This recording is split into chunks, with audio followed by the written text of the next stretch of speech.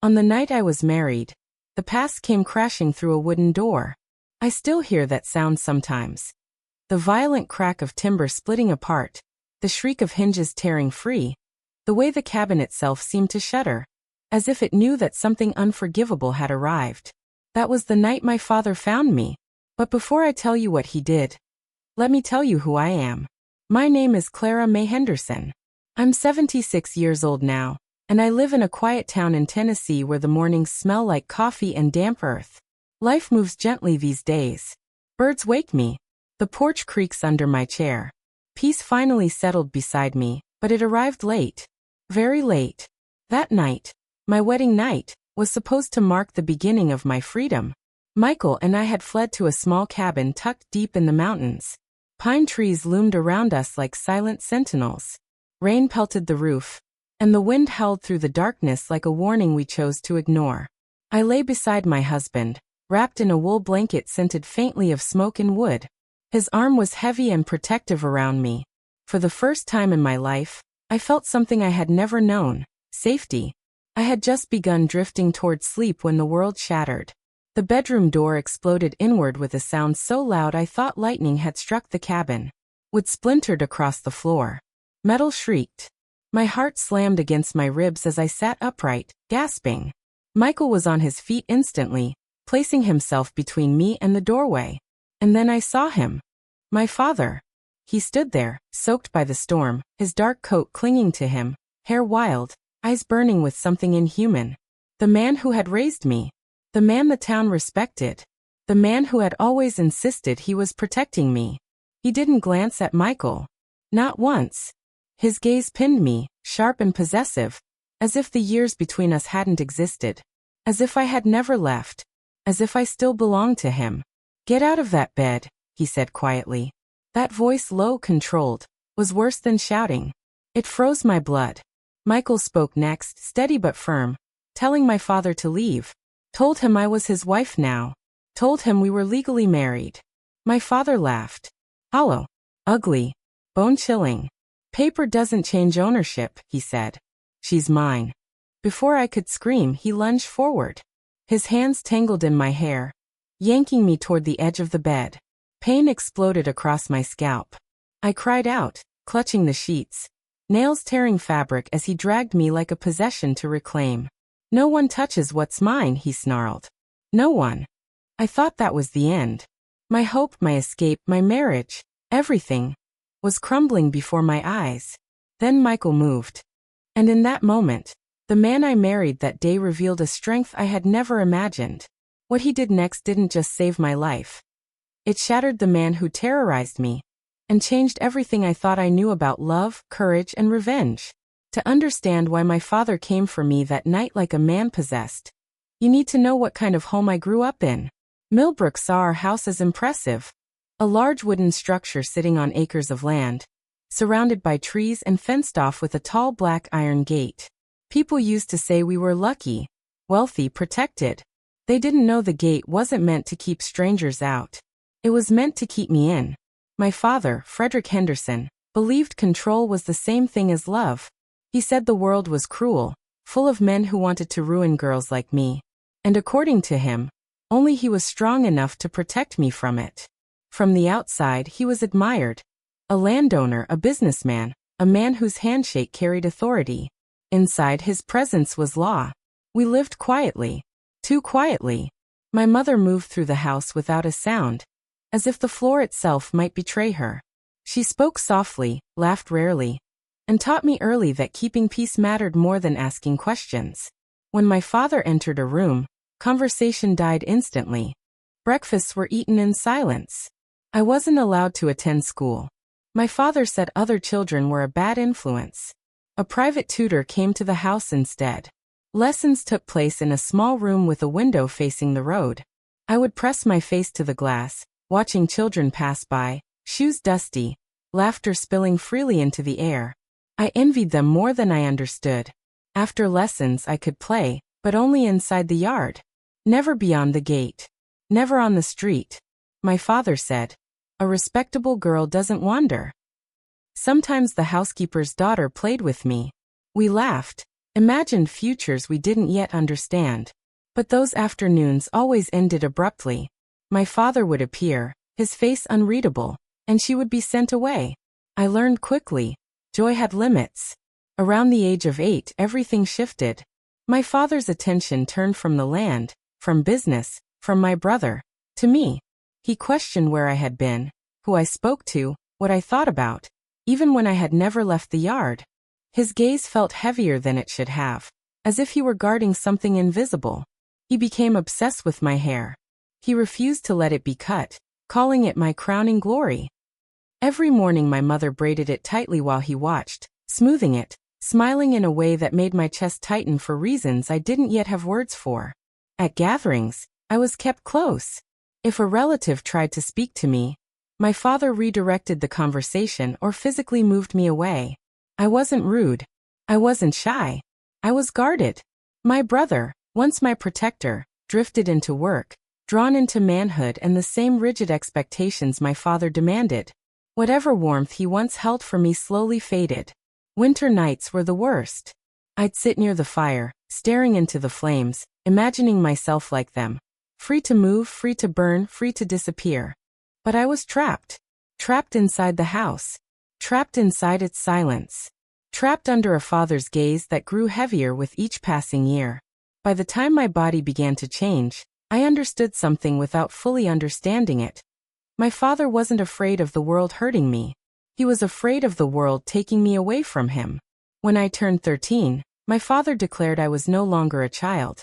And that moment marked the beginning of his obsession. The start of a danger so dark it would shadow every escape I ever tried to make. I remember the exact moment my childhood ended. It wasn't a scream. It wasn't a slap. It was a sentence. On my 13th birthday, my mother baked a small cake, vanilla my favorite. She lit the candles carefully, as if even fire needed permission in our house. When I leaned forward to blow them out, my father placed his hand over mine. "You're not a child anymore, Clara," he said. His voice was calm. Too calm. "The world sees you differently now. That means I have to be even more careful." The way he looked at me then made my stomach twist. Not like a father proud of his daughter, but like a man marking something he intended to guard obsessively. From that day on, my life shrank. My dresses were chosen by him. My hair was braided or tied with ribbons he approved. I was no longer allowed to wander the yard alone. If I left his sight, questions followed. Endless questions. Where were you standing? Who did you see? Who looked at you? Church became a performance. He kept me close, his hand firm on my arm or resting possessively against my back. If a boy glanced my way, my father moved closer, his presence a silent warning. Once after service, a boy from town, no older than me, smiled and introduced himself. He barely said my name before my father appeared, gripping the boy's shoulder hard enough to make him flinch. "Forget her," my father said quietly. "She doesn't exist to you." The boy never looked at me again. By 15, men came to the house under the polite guise of family dinners. Sons of acquaintances. Ranchers' boys. Respectful, nervous, hopeful. None of them lasted. They left pale, silent, shaken. I never knew what my father said to them behind closed doors, but whatever it was erased me from their lives completely. One evening, after a particularly pleasant dinner, I laughed at something the young man said. Innocent. Human. Later that night, my father called me into the living room. He stood with his back to me, staring out the window. When he turned, I barely recognized his face. Rage twisted with something worse, something jealous. "You enjoyed his attention," he said. I tried to explain. I tried to apologize. He grabbed my face, squeezing my cheeks until my eyes watered. "No man will ever be good enough for you," he said. "No one will take you from me. You are mine." That word echoed through me. Mine. After that, the house stopped feeling like a home. It became a cell. My father was the lock. My mother stayed silent, her eyes filled with things she never said. My brother left town not long after, and when he did, I felt completely alone. I had no money, no friends, no understanding of the world beyond the gate. And then, when I was 17, Hope arrived quietly. He came not as a guest, but as a worker. a carpenter hired to fix fences and repair the barn. His name was Michael. He spoke little. He looked gently. He asked nothing unnecessary. But when our eyes met for the first time, I felt something I hadn't felt in years. Truly seen. And that recognition thrilled and terrified me in equal measure. Michael didn't promise love. He didn't promise safety. He promised only one thing, a way out. But escaping him would mean defying a father who believed I belonged to him. And the cost of freedom could be more than I was ready to pay. Michael arrived every morning just after sunrise. He worked quietly, methodically, fixing fences, repairing boards, building shelves my father insisted we needed. To my father, he was just another hired hand. Useful. Invisible. To me, he became something dangerous. Hope. At first, we didn't speak at all. We didn't dare, for fear my father would notice. But sometimes, when Michael passed carrying wood or tools, our eyes met for a fraction too long. Not the look of desire. The look of understanding. One afternoon, I hung laundry beneath the apple tree and felt his gaze. When I turned, he held my eyes steadily, silently asking, "Are you all right?" Later, as he passed, he murmured 3 words so softly I almost imagined them. "You deserve freedom." That night, I cried into my pillow for hours. Soon after, I found the first note. It was tucked beneath a loose stone near the apple tree. Just a small scrap of paper, folded twice. "Are you safe today?" My hands shook as I read it. I wrote back in pencil and returned it before dawn. Thus began the most dangerous thing I had ever done, sharing the truth. Our notes were short, careful, hidden. He never asked questions that might force me to lie. I never wrote anything that could destroy us if discovered. But between those few words lived everything I couldn't say aloud. Michael shared pieces of his past. Growing up angry, learning to fight before learning to trust, leaving Knoxville to escape the man he had once been. I shared what I could, about the gate, the silence, the fear. One day, his note held a single sentence. "I can get you out of here." I pressed that paper to my chest and cried silently in the bathroom so no one would hear me. From that moment, everything changed. My father sensed it. He noticed the way I smiled without realizing. The way my shoulders lifted instead of sagging. Hope had a glow, and he hated it. One evening, he called me into his study. The air felt heavy, like the room itself was holding its breath. "You've been distracted," he said calmly. "Thinking about someone."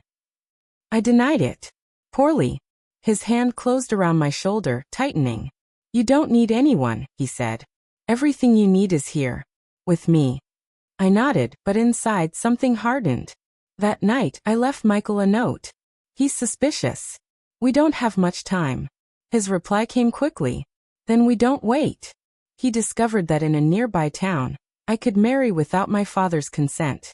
I was nearly 18. Legally free, if I dared claim it. The plan formed in whispers, glances, and folded paper. On a cold January morning, I told my mother I was visiting my old tutor. She didn't meet my eyes. I still don't know whether she knew, or chose not to know. I left with nothing but a bundle of clothes, my birth certificate stolen from my father's desk, and a photograph of my mother. Michael was waiting. By sunset, I was someone's wife. By nightfall, we were hiding in the mountains. And far behind us, a man who never accepted losing control was already beginning to hunt. I thought marriage meant freedom. I didn't yet realize that my father would never let me go willingly. And as the mountains swallowed us, I understood. Escaping him would be a fight for my life, and he would not stop until he had me back. The cabin was meant to be a hiding place. It sat deep in the mountains, far from town, wrapped in pine trees and silence. A narrow dirt road led to it, easy to miss, easy to forget. Michael said we'd stay only a few days. Just long enough for things to cool down, just long enough to decide where our real life would begin. When we arrived, the air smelled of damp wood and earth. The cabin was small but solid. A single bedroom. A fireplace. A porch overlooking endless green hills. I wanted to believe we were invisible, but the mountains didn't hide us from him. That evening, clouds gathered low and heavy, pressing down on the peaks. By nightfall, rain began to fall, soft at first, then harder, as if the sky itself had lost patience. Wind whipped through the trees, bending branches, making them groan like living things. Michael lit the fire. The flames flickered warmly, casting long shadows across the walls. For the first time since leaving home, I allowed myself to breathe fully. We ate simple food. Soup warmed over the stove, bread torn by hand. It tasted like relief. We spoke quietly about the future. Where we might live. What kind of work we'd do. A small house. A garden. Children, maybe. The words felt fragile, like glass ornaments threatening to shatter. Exhaustion pulled me toward sleep immediately. Michael's arm wrapped around me, protective yet gentle. His heartbeat was steady beneath my cheek. I had never known the difference between control and safety until that moment. Outside, the storm worsened. Rain pounded the roof. Thunder rolled through the mountains, shaking the cabin. Wind pushed against the walls as if testing their strength. Still I slept, until something felt wrong. I woke slowly, tense before my mind caught up. The fire had burned low, casting faint light across the room. The storm raged, but beneath it, I thought I heard another sound. A sound that didn't belong to the wind. I held my breath, straining. There again. A low, deliberate noise. An engine? Or thunder echoing oddly through the valley. I told myself I was imagining it. Fear invents monsters. Michael shifted beside me, murmuring that everything was fine. I closed my eyes, trying to relax, but my muscles refused. Then came the unmistakable crunch of tires on gravel. My heart slammed against my ribs. I sat up, listening desperately. The rain was deafening, the wind violent, but now I knew. Someone was out there. Michael was awake instantly. He didn't speak. He simply moved toward the window, jaw tight, eyes scanning the dark. Stay here, he whispered. Footsteps approached the cabin, slow, deliberate, heavy. Each one crushed a little more of my hope. I knew those footsteps. Every hallway. Every staircase. Every door I ever closed. They had followed me. The doorknob turned once. Twice. And then. The door didn't just open. It exploded inward. And in that instant, I realized the nightmare I had fled was waiting for me. Alive. Hungry. And nothing would stop him from taking me back. The sound of the door breaking will live inside me forever. Wood splintered outward as if struck by lightning. The hinges screamed, metal tearing free, and the door crashed to the floor in a shower of jagged boards. Cold air and rain rushed in, carrying the sharp scent of mud and wet earth. Michael moved instantly. He stepped in front of me, a shield, shoulders squared. I barely had time to breathe before I saw him standing there in the doorway. My father.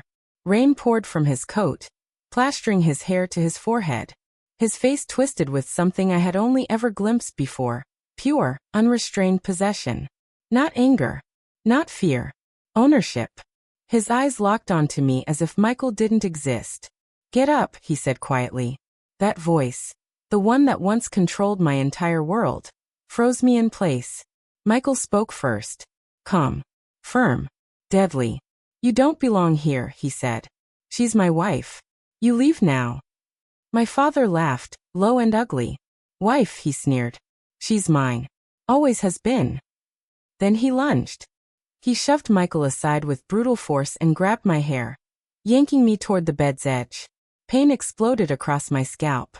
I screamed, clawing at the sheets as he dragged me like a possession being ripped from me. No one touches what's mine, he roared. No one takes you from me.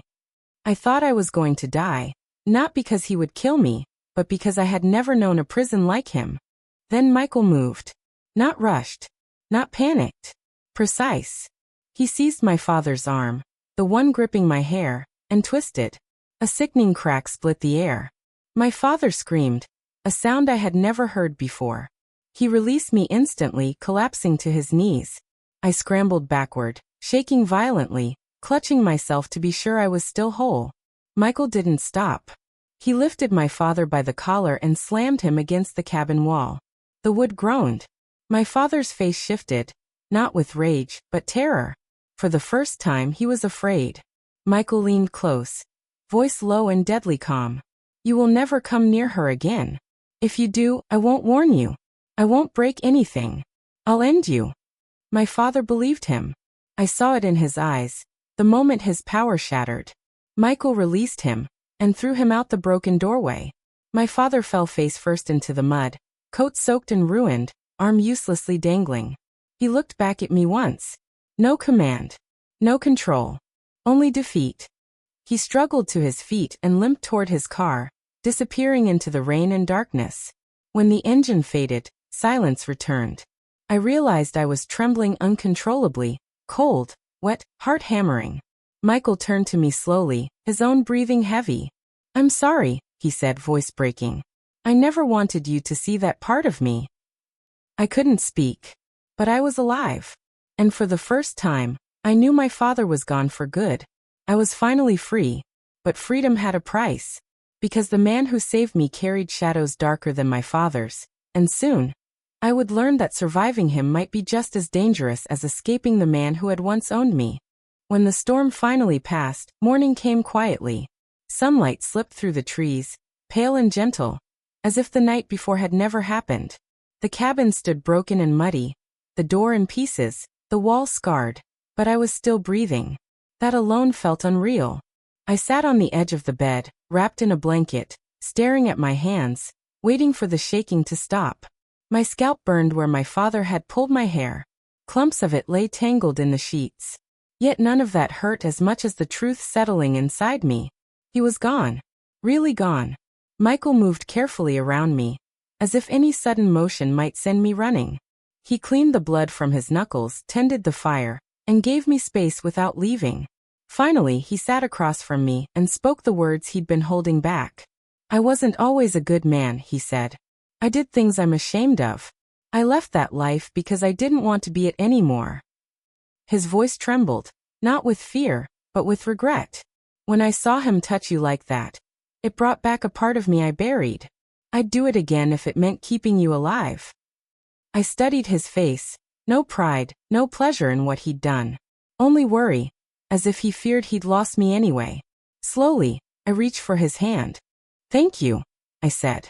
"Not just for saving me, but for choosing not to become that man again." We left the mountains soon after. My father never returned. He sold the house, sold the land, and left town in silence. Years later, I heard he died alone somewhere far away. When the news reached me, I felt nothing. The man who haunted my life had already ended for me that stormy night. Michael and I built something simple. A small house. A quiet life. 3 children raised with laughter instead of fear. Love without ownership. Protection without cages. Michael never raised his voice. Never controlled. Never frightened us. The darkness he carried stayed buried. Used only once, to save me. Now at 76, I sit on my porch again, coffee warming my hands. My grandchildren run through the yard, their laughter spilling over the grass. The apple tree bends under its fruit. The gate in my life stands open. I tell this story not for pity, but for truth. Love does not imprison. Protection does not suffocate. Fear is not respect. If someone tells you they love you but keeps you small, silent, and afraid, that is not love. That is possession. Freedom is terrifying. It asks you to leap without knowing where you'll land. But living in fear every day is far worse than being brave for a single moment. I was brave once, and that single act gave me 50 years of peace. If you feel trapped, remember this. Chains only exist until someone dares to break them, and courage can set you free.